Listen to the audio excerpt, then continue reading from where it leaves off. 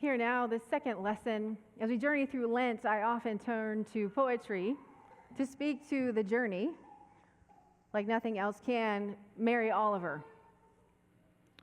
One day you finally knew what you had to do and began, though the voices around you kept shouting their bad advice, though the whole house began to tremble and you felt the old tug at your ankles. Mend my life, each voice cried, but you didn't stop. You knew what you had to do, though the wind pried with its stiff fingers at the very foundations, though their melancholy was terrible. It was already late enough and a wild night, and the road full of fallen branches and stones. But little by little, as you left their voice behind, the stars began to burn through the sheets of clouds, and there was a new voice which you slowly recognized as your own, that kept you company as you strode deeper and deeper into the world, determined to do the only thing you could do, determined to save the only life that you could save. Words of hope for a Lenten people on a journey. Thank you, Mary Oliver. God rest her soul. I was dining at a restaurant recently. It does happen after you're married with children every once in a while, right? Every once in a while, not yet, but I promise it will happen again. I was dining at a restaurant recently when the server asked me, "Do you want bread with your meal or no bread?" Okay, later they asked, "Soup or salad?" Then I was asked, "Chicken or red meat?" And then finally, "Cake or gelato?" It's not as if there are only two categories on the menu, right? Two choices in each category, but somehow along the way, we have determined that people are only capable of making either or decisions. Yes? And maybe when you have a little one at this age, you are only capable of making those kinds of decisions, and you're thankful. I don't know what I want. Thank you. Sure, yes, to all those things, right? Well, there is something called binary thinking that dominates much of our common life. Jesus tells a story in a similar tone about a fig tree planted in a vineyard, a tree that for 3 years bore no fruit. By all accounts, it had failed. It wasn't succeeding, it had failed. The landowner was ready to cut it down. But the gardener saw something else. The gardener saw potential in what others deemed worthless, saw life where others saw failure. The gardener didn't choose an either or, success or cut it down, but chose the middle way. Not immediate success, not immediate destruction, but patience, tending, nurturing. Well, this doesn't happen very often in our lives. Research indicates that binary thinking is deeply ingrained in human cognition. Does that surprise anyone? Does that kind of ring a bell when I'm talking about this either-or decision? Right, yeah, pretty much. We have an inherent preference for certainty. Evolutionary biologist Richard Dawkins argues that humans often seek the reassurance of an either-or classification, calling it the tyranny of the discontinuous mind. I know, right? It's pretty intense. I just like saying that. The tyranny of the discontinuous mind. A research study by Fisher and Keel in 2014 introduced the concept of binary bias, demonstrating that individuals often impose categorical distinctions on continuous data. So if you're a data geek, leading to distorted interpretations of information. If you've ever lived through a political cycle, that makes a lot of sense, right? Discontinuous data leading to distorted interpretations of information, or either-or thinking. We see this kind of binary bias playing out in real time every day most notably in arguments about gender and sexuality, right? Male or female, gay or straight. It can only be two. There's no spectrum. What are you talking about? In so many different ways. Those are just noticeable. Most of the historical arguments within Christianity are tied to binary thinking. Think about it. How many of you grew up in a church where you heard you're either going to heaven or you're going to hell? And mostly it was, don't do this or you're going to hell. I see you back there, Mary, right? Lost or saved. Sinner or believer. You're cursed or you're healed. There's good or, doubt or belief. Man, doubt or belief. I'm going to do this more often. This is fun. And the biggest one of all, right? Either you believe in God or there's no God. Right? So this kind of binary thinking has dominated the Christian tradition especially. But it's not limited to faith alone. In every aspect of life, we see this pattern repeat. Conservative or progressive. Right or wrong. Black or white. Success or winner or male or introvert or, this is so fun, strong or, I'm just going to keep going on there. Rich or poor, mind or body. Wait. We are often told that we have to choose between left or right, take the red pill or the blue pill. As if every issue can be distilled into just two options. What about nuance? What about complexity? Last night, we were watching basketball, and Sage, I don't know why this came up, but Sage is always thinking about our son, who's 12. I'm looking at my wife up here. So don't tell him he's not in here. Don't tell him, Joe Roy. Every time I talk about Sage in a sermon, Joe, where are you? Raise your hand. He told him I had to pay Sage $5. And you too. Okay. So I don't have any money. Last night, we're watching the game, and Sage just looks at it. He's like, Mom, what's the hardest job? And I was like, well, hard? Like, tell me more. What are you getting at? He's like, I don't know. The hardest job. So I was like, well, what about, is there any nuance to, what are you talking about? And he's like, whatever, Mom. And then he looks up the hardest jobs, and he starts reading them out, and public school teacher was on there. And I was like, okay, we're done with this conversation, or it's going to tank. But it's an interesting point, right? He's 12, and he asked this question. It's really wanting to know, what's the hardest job?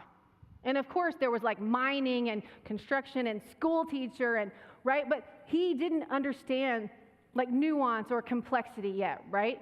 And because we don't really talk about or present, right, to the developing children around us, that there are more than just two sides of a coin, right? So what's the hardest job? Being a pastor is the hardest job, if you really want to know. So, joke, being a pastor is the best job.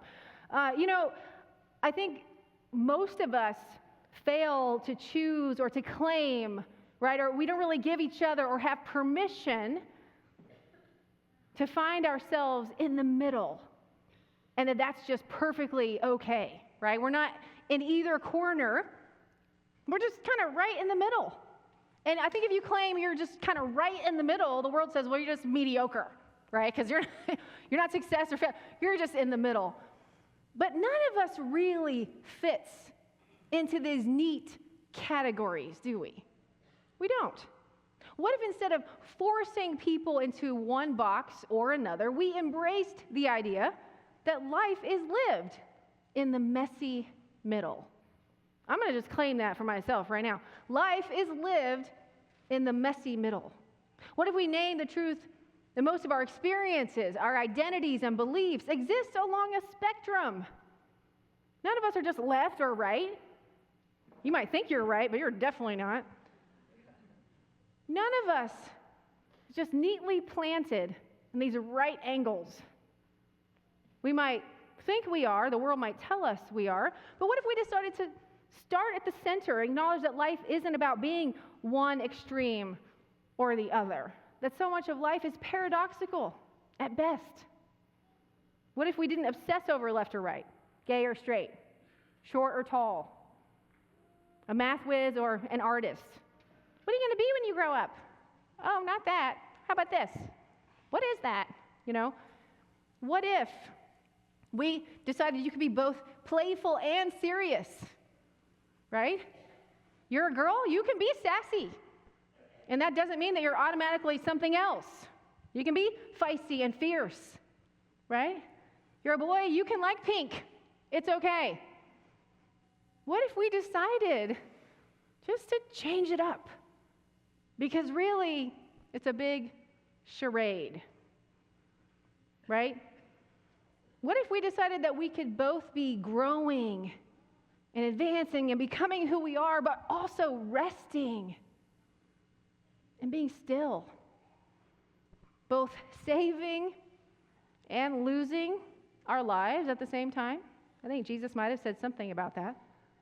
What if we gave ourselves permission to live as human, flawed, but still becoming, right in the messy middle of life? Throughout Scripture, God does God's best work right in the middle. Israel wandering in the desert before the land that was promised. In the middle. Jonah stuck in the belly of the whale before his calling. Right in the middle of all the crap. Right in the messy middle. Jesus in the tomb before resurrection. What if the waiting, the uncertainty, the messy middle, what if that's where God is actually most at work in our lives? The world tells us we're either moving forward or falling behind. That we're either productive, achieving and growing, or we're wasting time, standing still, even failing. But what if that's not how life or faith actually works? What if the gardener was onto something?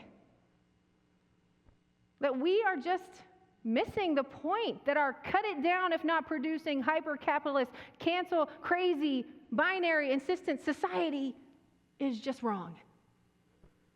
That growth and transformation can't be rushed, can't be ordered into being or written into action.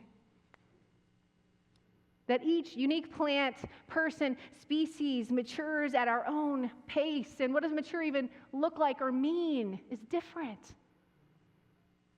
Sometimes the only way to produce vital, life-giving, and nourishing fruit is to tend the soil one more day, one more week, one more year at a time. I mean, have you been to the grocery store lately? This could go a lot of different ways. It's not going the way you thought it was going to go. But maybe we're not supposed to be growing life-size apples, right? That are just cherry sheen red with no bumps and bruises. Like, is that real? I don't think so. Maybe we're not supposed to be measuring our success by GDP, right? Or looking at our neighbor's fruit trees. That'll do. Maybe true transformation can only begin when we plant ourselves right in the messy middle, neither left or right, but right in the center of it all, raw, natural, vulnerable, blemishes and all, just as we are. And maybe when we do, we can start to dig deeper roots. When I was in college, I flew halfway across the world to make the world a better place. Anyone done that? I see you. Yeah, it's working out really well. I planned to go take care of hungry children, share God's love with them, and teach English in a one-room classroom without electricity or air conditioning or running water or textbooks, and I was feeling really good about that. I'd spent months preparing, right, studying African culture, taking all the medications, even learning the language, which sticks with you. When will I ever use that again? Probably not so much unless I talk to my friend Rodolph and I say my one sentence that I still know. After a few weeks into that trip, I caught a serious illness and ended up hospitalized. Was taken to a French hospital, was in the hospital for a long time, and then was back in the commune on the couch in the middle of Africa, loving lots of little children, taking care and teaching no English except to myself, reading the same book over and over and over. What I thought I was called to do was run a race, right? If you're with me, sprinting my way through each leg, jumping hurdles, gaining speed around every corner, putting everything I had into my goal that I was called to do, proudly pursuing the finish line successfully. But it turns out the race I was running was in the wrong direction.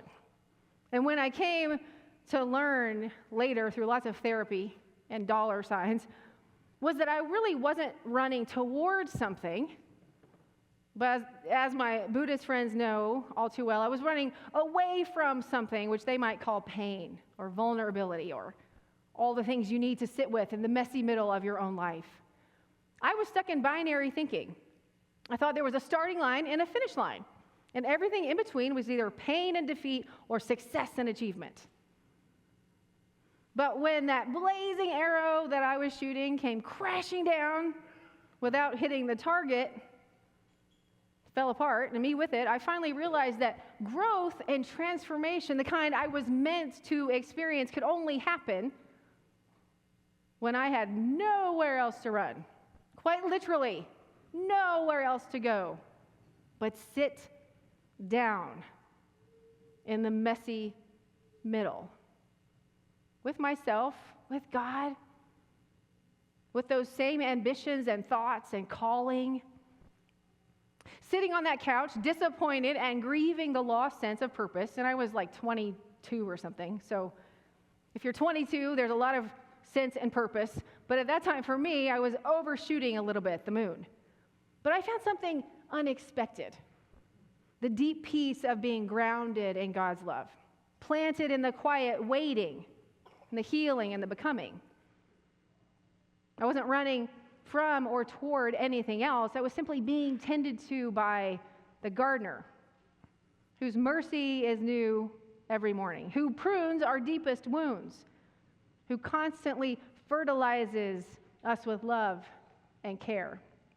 And in that stillness, and of course, this same metaphorical experience continues to happen to me in my life. I shared with the new members group this morning. This past week, I overshot the moon, supposed to go on multiple trips, and then there's tornadoes and snowstorms, and then boom, I'm sitting on the couch again, reading a book. God likes to show up to call us back to center quite often. And so, church, this morning, whatever that means to you, whatever is landing with you, we collectively have an opportunity to rethink the narratives that we have grown up with. This binary thinking that we've been enculturated to accept and perpetuate, the winning and the losing, success, failure, resting, or production. You can only grieve or be joyful. What if instead of assuming we are either moving forward or falling behind, we embrace the truth that growth often happens in the stillness, in the quiet, not in the coming or going, in the standing still, the sitting down, the being present with yourself right where you are, even when it hurts, especially when it hurts. Because right now, we hear this, we talk about this, but our world is on fire, yes? For lots of different reasons. People are hurting across the globe. It's not a news story, but it is a common story. So we often think we need to rush to fix.